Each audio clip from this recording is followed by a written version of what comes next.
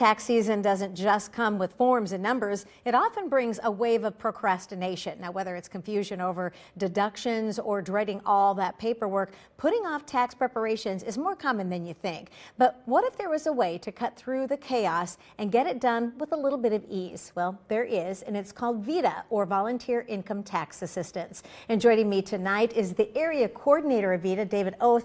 Thanks so much for joining us tonight. Did I pronounce your last name correctly? Yes, you did. Okay, excellent. Well, you're a retired accountant, Yep. so you're pretty smart about these kinds of things. Tell us a little bit about VITA, this program. Yeah, you know, the program, it provides free tax preparation assistance. It's sponsored by Salvation Army and 125 Live. We got 90 volunteers, if you believe it or not, who That's like awesome. to do taxes for people. Who likes to do taxes? I have to meet these people. Only fun people, only fun people. Oh, is that right? Okay, good. Yes. And we help people, we helped 3,000 people last year who otherwise might struggle, or they might not be in a situation where they can afford to get professional help. Well, I was going to ask, is there a qualification in order to be able to be assisted? Sure. We help people up to $80,000. Okay. But last year, the average income of the people we served was about $25,000. Oh, wow. That's amazing. Yeah. Good for you guys. Well, I know that there are some big changes, especially this year. Renters are kind of getting some interesting changes. Let's talk a little bit about that. Sure. Minnesota has a renter's credit that gives a nice refund if the taxes you indirectly pay are too much of your income. So if you're paying a lot of taxes indirectly through your rent, you qualify for a refund. And they made three really pretty significant changes. Before, you used to have to file a separate form. It was called an M1PR. Well, this year, you just include it with your income tax return. Okay. So instead of filing 2 Minnesota returns, they'll only have to file 1. Oh, excellent. So that's a nice change.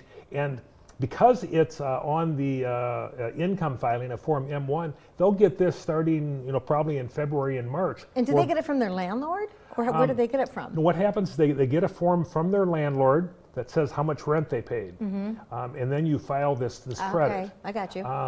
And the nice thing about this change is that they'll get their refunds for this rent, which many times can be, $1,000 or more. They'll get that probably in February and March, where before Quicker. they didn't get it until August or September. So it moved it up quite a bit. Good. And then the other significant change is that they sort of simplified the income. It used to be you'd have to add all the income that was on your in your life. So your wages plus your Social Security, even though Social Security a lot of times isn't taxed. Well, now they just look at what was in what's called adjusted gross income. So that won't include Social Security. I looked at a couple had $40,000 in Social Security, a $10,000 pension. Last year they got $1,000. This year they're going to get $2,000. That's really great. So it's double. Nice change. So pretty Real quick, significant. we've only got about 15, 20 seconds. Parents have a deduction. Yeah, and they have a big decision. Minnesota has a child tax credit of $1,750 per child.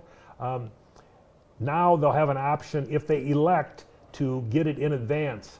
And they're going to have to think about it because it affects some things, like it could reduce their SNAP or food stamp benefits. Sure. So that's a big deal. So something they need to talk to Something you folks when you talk to us about it. Yeah, because you're volunteering your services. What a beautiful thing for you to do. Thank you so much for joining us. Glad to be here. You made tax season not quite as painful for a lot of people.